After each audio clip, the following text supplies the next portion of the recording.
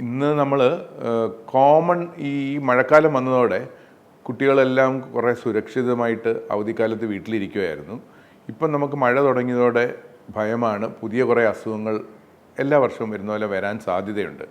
അപ്പോൾ അതിനെക്കുറിച്ച് കുറേ തെറ്റിദ്ധാരണകളും ഉണ്ട്. അത് മാറ്റി ശരിയായ ധാരണകൾ വരുത്തുകയും എന്താണ് സാധാരണ വരുന്നതെന്നും എങ്ങനെ നമുക്കത് പ്രിവെൻറ്റ് ചെയ്യാമെന്നുമുള്ളതിനെക്കുറിച്ചൊരു വളരെ ചെറിയൊരു ഒരു ടോക്കാണ് നമ്മൾ ഇന്ന് ഉദ്ദേശിക്കുന്നത്. ഓക്കെ, അപ്പം ഏറ്റവും കോമൺ ആയിട്ട് നമ്മൾ ചിന്തിക്കുന്നതും തണുപ്പത്ത് പോയാൽ കൊച്ചിന് അസുഖം വരുമെന്ന് പറയും. അപ്പം മോനെ നീ മഴയത്ത് പോരുത്, തണുപ്പത്ത് പോരുത്, തണുപ്പത്ത് പോയാൽ നിനക്ക് രോഗം വരുമെന്ന് പറയും. തണുപ്പ് രോഗം ഉണ്ടാക്കുമോ എന്ന് ചോദിച്ചാൽ തീർച്ചയായിട്ടും ഇല്ല. തണുപ്പായിട്ട് രോഗമൊന്നും ഉണ്ടാക്കത്തൊന്നുമില്ല. എന്ത് പറ്റുന്നതെന്ന് വെച്ചാൽ തണുപ്പത്ത് പോകുമ്പോൾ ഒന്ന്, നമ്മുടെ ഇമ്മ്യൂണിറ്റി കുറയാൻ സാധ്യതയുണ്ട്. രണ്ട്, നമ്മൾ ശരിക്കും നല്ല ഹൈഡ്രേറ്റഡ് വെള്ളം കുടിക്കണം. നമ്മുടെ ബോഡിക്ക് ആവശ്യത്തിന് വെള്ളം വേണം. തണുപ്പ് കാലത്ത് നമ്മുടെ ദാഹം വളരെ കുറവാണ്. ദാഹം കുറയുന്നുണ്ടെങ്കിൽ ആഡിക്വേറ്റായിട്ട് കുട്ടികൾ വെള്ളം കുടിക്കുന്നില്ല. വെള്ളം കുടിക്കാതാകുമ്പോൾ ഡീഹൈഡ്രേഷൻ വരാം.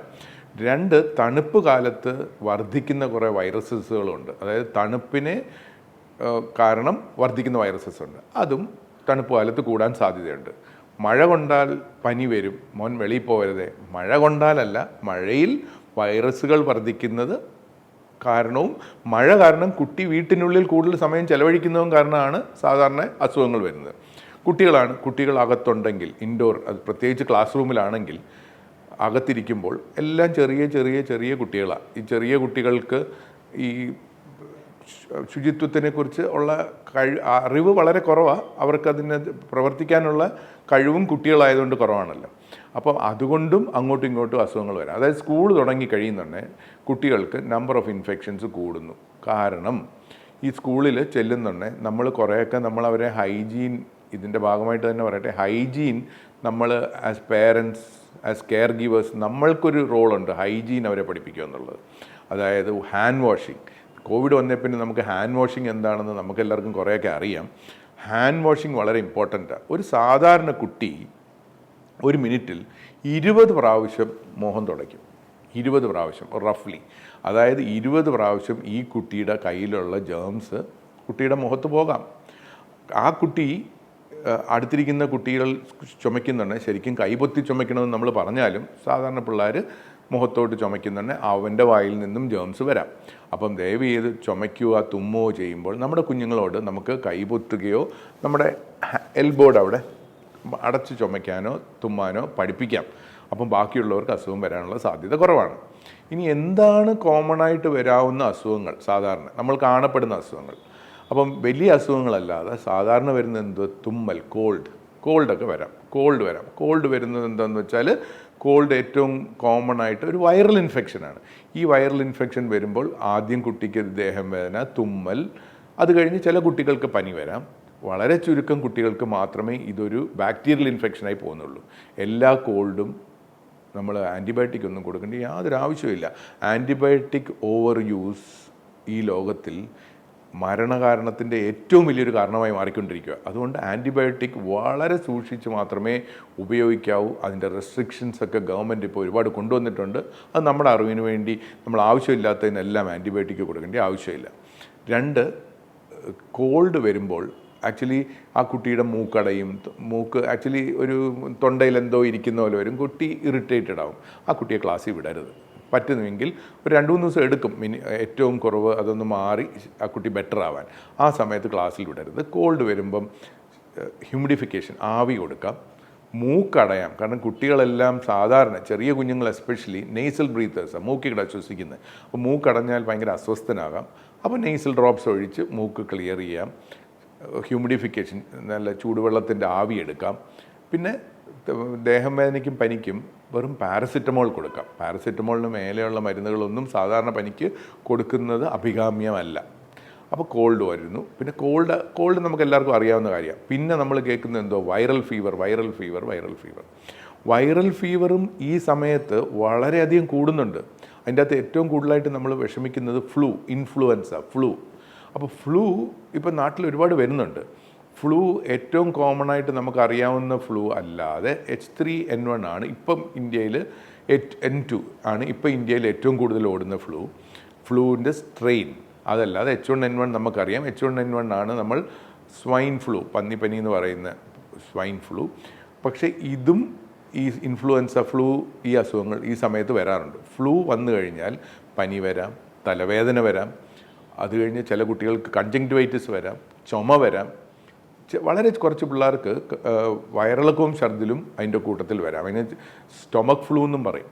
അപ്പം ഇത് വന്നു കഴിഞ്ഞാൽ അതിൻ്റെയും ട്രീറ്റ്മെൻറ്റ് യൂഷ്വലി സിംറ്റമാറ്റിക്, അതായത് പനിക്ക് പാരസിറ്റമോൾ, വയറിളക്കത്തിന് ഇഷ്ടം പോലെ വെള്ളം കുടിപ്പിക്കുക, ഹൈഡ്രേഷൻ പ്രോപ്പറായിട്ട് വെക്കുക, പിന്നെ സ്റ്റീം ഇൻഹലേഷനൊക്കെ കൊടുക്കാം. ആൻറ്റിവൈറൽ മെഡിസിൻസ് ഇപ്പോൾ ഇമ്മ്യൂണോ കോംപ്രമൈസ്, അതായത് പ്രതിരോധ ശക്തി കുറഞ്ഞ പിള്ളേർക്കൊക്കെ ആൻറ്റിവൈറൽ മെഡിസിൻസ് നമുക്ക് ഫ്ലൂവിന് കൊടുക്കാം. ഏറ്റവും ഇമ്പോർട്ടൻറ്റ്, ഫ്ലൂവിന് വാക്സിനേഷൻ ഉണ്ട്. വാക്സിനേഷൻ ഇപ്പം എടുക്കുന്നുണ്ട് ലോകം മുഴുവൻ, നമ്മളും എടുക്കുന്നത് വളരെ നല്ലതാണ്. ഇപ്പോൾ ഫ്ലൂ വാക്സിൻ ഓരോ വർഷവും വ്യത്യസ്തമാണ്. കാരണം ഈ ഫ്ലൂ വൈറസ് ഇങ്ങനെ മാറിക്കൊണ്ടേയിരിക്കുന്നുണ്ട്. ഓരോ വർഷവും ആ നാട്ടിലുള്ള ഫ്ലൂ സ്ട്രെയിൻ അനുസരിച്ചായിരിക്കും ആ വാക്സിൻ ആ ഗവൺമെൻറ്റും പറയുന്നതനുസരിച്ച് കമ്പനികൾ ഉണ്ടാക്കുന്നത്. അപ്പോൾ ഫ്ലൂ വാക്സിൻ എടുക്കാം. അത് 2 ഡോസായിട്ട് 1 മാസം ഗ്യാപ്പിൽ എടുത്തിട്ട് വർഷത്തിലൊരിക്കൽ പക്ഷേ അത് റിപ്പീറ്റ് ചെയ്യണം. അപ്പോൾ പലരും വിചാരിക്കും എൻ്റെ മോന് റെഗുലർ വാക്സിൻ എല്ലാം എടുത്തു, എല്ലാം തീർന്നു. ഇല്ല, ഫ്ലൂ വാക്സിനും കൂടെ എടുത്താൽ നല്ലതാണ്. കാരണം നിങ്ങളുടെ കുഞ്ഞിന് ഫ്ലൂ വരാനുള്ള സാധ്യതകൾ നമുക്ക് ഫ്ലൂ വാക്സിൻ എടുത്താൽ കുറയ്ക്കാം. പിന്നെ കോമൺ ആയിട്ട് വരുന്ന വയറിളക്കം ഛർദിലും ഈ സമയത്ത് കൂടും. കാരണം ശുചിത്വം ഒരു പ്രശ്നമാണ്, വെള്ളം ഉപയോഗിക്കുന്നത് പിള്ളേർ ഉപയോഗിക്കുന്നത് പ്രശ്നമാകാം. അതുകൊണ്ട് ശുചിത്വം വളരെ സ്ട്രെസ് ചെയ്യണം. പിള്ളേർ തിളപ്പിച്ചാർച്ച് വീട്ടിൽ നിന്ന് കൊണ്ടുപോകുന്ന വെള്ളമേ കുടിക്കാവുന്ന നിർബന്ധമായിട്ടും പറയണം. പിന്നെ വയറിളക്കം വന്നു കഴിഞ്ഞാൽ ആ കൊച്ചിന് ഇഷ്ടം പോലെ വെള്ളം കുടിക്കാൻ ശ്രദ്ധിക്കാം. വെള്ളം എന്ന് പറയുമ്പോൾ ORS ലായനിയെക്കുറിച്ച് നമുക്ക് എല്ലാവർക്കും അറിവുള്ളതാണ്. ORS ലായനി കൊടുക്കാം, കഞ്ഞിവെള്ളം ഉപ്പിട്ട് കൊടുക്കാം, നോർമൽ ഭക്ഷണങ്ങളും കൊടുക്കാം. പ്രതിരോധ ശക്തി, അസുഖങ്ങളുണ്ട്. പ്രതിരോധ ശക്തി എൻ്റെ കുഞ്ഞിൻ്റെ എങ്ങനെ കൂട്ടാം? എല്ലാ പേരൻസും വന്ന് ഞങ്ങളോട് ചോദിക്കുന്നത്, എങ്ങനെയാണ് എൻ്റെ മോൻ്റെ പ്രതിരോധ ശക്തി കൂട്ടുന്നത്? എൻ്റെ മോന് പ്രതിരോധ ശക്തി കുറവാണ്. പ്രതിരോധ ശക്തി കൂട്ടണമെങ്കിൽ നമുക്ക് ആവശ്യത്തിന് കുഞ്ഞ് ഉറങ്ങണം. ഒരു സാധാരണ കുഞ്ഞ് ഒരു മിനിമം 9 തൊട്ട് 10 മണിക്കൂറെങ്കിലും ഉറങ്ങണം. ഇപ്പോഴത്തെ ജീവിത രീതികളിൽ രാത്രിയിലത്തെ സീരിയലും കണ്ടിട്ട് ഫോണും കളിച്ചിട്ട് വളരെ ലേറ്റായിട്ട് കൊച്ചുറങ്ങി രാവിലെ ഉറക്കം തൂങ്ങി എണ്ണിട്ട് പോകുന്ന സ്ലീപ്പ് ഡെഫിസിറ്റ് ഉണ്ട്. നമ്മുടെ പ്രതിരോധ ശക്തി, കൊച്ചിൻ്റെ ഇമ്മ്യൂണിറ്റി താഴെ പോകും. അപ്പോൾ തീർച്ചയായിട്ടും ആവശ്യത്തിന് ഉറങ്ങാം. നല്ല ബാലൻസ് ഡയറ്റ്, അതായത് ഈ കൂടുതൽ ഷുഗറുള്ള ഡ്രിങ്ക്സ് കുടിക്കുക, മധുരം കഴിക്കുക, അതൊക്കെ കുറച്ചിട്ട് ബാലൻസ്ഡ് ഡയറ്റ്, പച്ചക്കറികളും ഇലക്കറികളും കൂടുതൽ കൊടുക്കുക. പച്ചക്കറികളിൽ തോരൻ, ചീരയൊക്കെ സൂപ്പർ ഫുഡ് എന്ന് തന്നെയാണ് പറയുന്നത്. സൂപ്പർ ഫുഡ് എന്ന് പറഞ്ഞാൽ അത് നമ്മുടെ ഇമ്മ്യൂണിറ്റി കൂട്ടാം. അപ്പം ചീര, ബെറീസ് കഴിച്ചാൽ, ബെറീസ് എന്ന് പറഞ്ഞാൽ നമുക്ക് വാങ്ങുന്ന എല്ലാ നട്ട്സും ബെറീസും ഒക്കെ കഴിച്ചാൽ നമ്മുടെ ഇമ്മ്യൂണിറ്റി കൂടും. പിന്നെ പ്രോബയോട്ടിക്സ് എന്ന് പറഞ്ഞാൽ നമ്മുടെ വയറ്റിൽ വരാവുന്ന ഗുഡ് ബാക്ടീരിയ, അത് ഗുഡ് ബാക്ടീരിയ മരുന്നായിട്ട് തന്നെ നമ്മൾ കഴിക്കണമെന്നൊന്നും ഇല്ലല്ലോ. അത് യോഗട്ടും കേടും തമ്മിൽ വളരെ ചെറിയൊരു വ്യത്യാസമേ ഉള്ളൂ. ഫെർമെൻറ്റഡ് ആയിട്ടുള്ള, അതായത് നമ്മൾ വീട്ടിലുണ്ടാക്കുന്ന കേട് പോലത്തെ ഭക്ഷണങ്ങൾ തീർച്ചയായിട്ടും പിള്ളേർക്ക് കൊടുത്താൽ അവരുടെ വയറ്റിൽ നല്ല ബാക്ടീരിയ വരുമ്പോൾ അവർക്ക് ഇമ്മ്യൂണിറ്റി കൂടാം. അപ്പോൾ കോൾഡായി, ഇമ്മ്യൂണിറ്റി കൂടുതലായി. ഇനിയുണ്ട് നമുക്ക് ഒരുപാട് വില്ലന്മാർ നമ്മുടെ നാട്ടിൽ. അതിലൊന്ന് നമ്മളിപ്പം ഏറ്റവും കൂടുതൽ ഭയന്നിരുന്നത്, പക്ഷേ ഇനിയും അത് വേവ്സായിട്ട് വരാൻ പോകുന്ന സാധനം എന്തുവാ? കോവിഡ്. അപ്പോൾ കോവിഡ് ഓരോ വേവായിട്ടായിരിക്കും വരാൻ പോകുന്നതെന്നാണ് പറയുന്നത്. കോവിഡ് കോമണാണ്. പുതിയൊരു കോവിഡ് വന്ന് കൂടുന്നത് എപ്പോഴാണെന്ന് വെച്ചാൽ, ഈ കോവിഡിൻ്റെ വൈറസ് മ്യൂട്ടേറ്റ് ചെയ്തുകൊണ്ടേയിരിക്കും, അതിൻ്റെ രൂപം മാറിക്കൊണ്ടേയിരിക്കും. അപ്പോൾ പുതിയ രൂപങ്ങൾ വരുമ്പോൾ നമുക്ക് ഇമ്മ്യൂണിറ്റി കുറയുമ്പോൾ കോവിഡ് പകരും. അപ്പോൾ കോവിഡ് വരാതിരിക്കാനായിട്ട് ഒരുപാട് തെറ്റായ ധാരണകളും തെറ്റായ അഭിപ്രായങ്ങളും പരക്കുന്നുണ്ട്. അതിലൊന്ന്, നമ്മൾ മൂക്കിൽ എണ്ണ ഒഴിച്ചു കൊടുക്കണം, സലൈൻ ഉപ്പൊഴിച്ചു കൊടുക്കണം. ദയവേത് അങ്ങനത്തെ റബ്ബിഷ് ഒന്നും ചെയ്യാതിരിക്കുക. കോവിഡ് വരാതിരിക്കാൻ ഏറ്റവും ഇമ്പോർട്ടൻറ്റ്, പ്രായം അനുയോജ്യമായ കുട്ടികൾക്ക് ഇമ്മ്യൂണൈസേഷൻ എടുക്കുക. കോവിഡ് വന്നു കഴിഞ്ഞാൽ ആ കുട്ടിയെ ഐസൊലേറ്റ് ചെയ്യുക എന്ന് പറഞ്ഞാൽ ബാക്കിയുള്ളവർക്ക് പകരാതിരിക്കാനായിട്ട് വെക്കുക. ആ കുട്ടിയുടെ ഇമ്മ്യൂണിറ്റി കൂടാനും സപ്പോർട്ടീവായിട്ട് കൊടുത്താൽ, പ്രതിരോധ ശക്തി കുറവില്ലാത്ത കുട്ടിയാണെങ്കിൽ തീർച്ചയായിട്ടും കോവിഡിൽ നിന്നും അത് വരാം. പക്ഷേ കോവിഡ് ഇനി നമ്മൾ ഭാവിയിൽ അതുമായിട്ട് സഹകരിച്ച് ജീവിക്കേണ്ട ഒരു അസുഖമാണ്.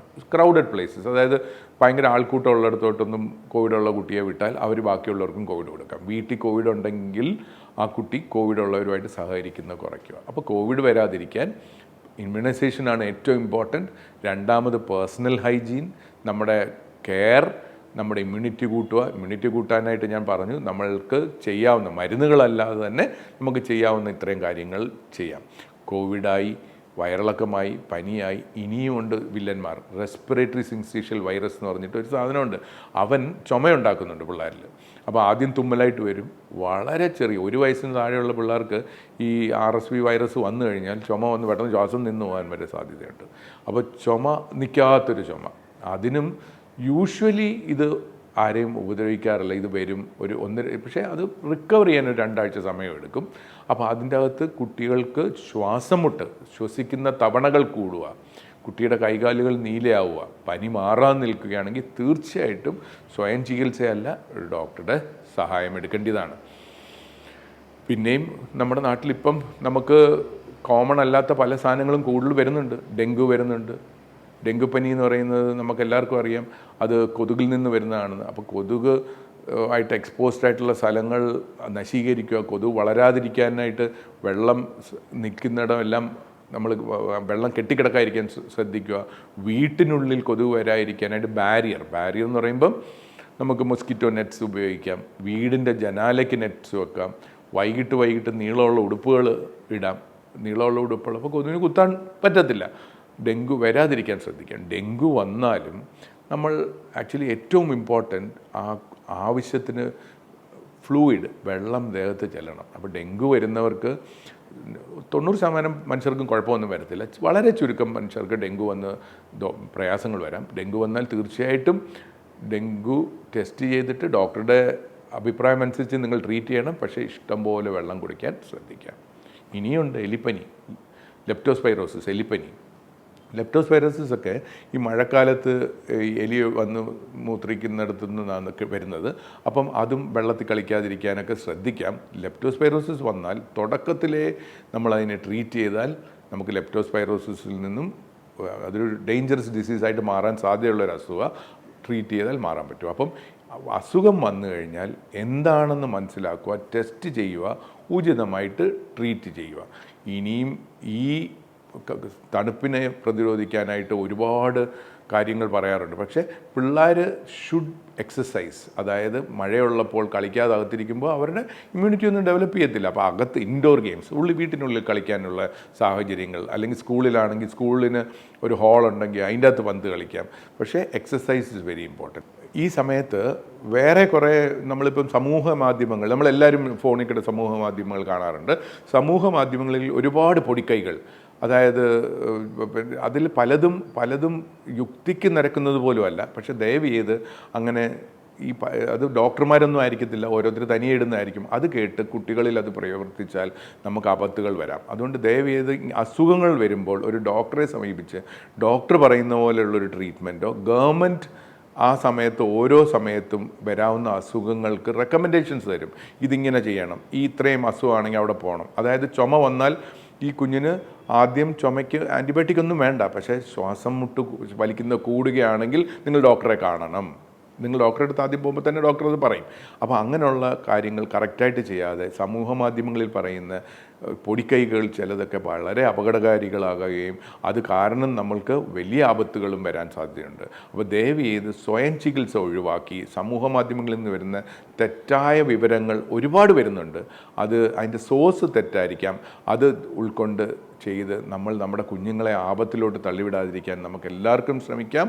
എല്ലാവർക്കും ഈ ഒരു തണുപ്പ് കാലം, വിൻ്റർ സമയം അല്ലെങ്കിൽ മഴക്കാലം ഒരു ആരോഗ്യകരമായിട്ടുള്ളൊരു മഴക്കാലമാകട്ടെ എന്ന് ഞങ്ങൾ ആശംസിക്കുന്നു. എല്ലാ അനുഗ്രഹങ്ങളും പിള്ളേർക്ക് ഉണ്ടാവട്ടെ.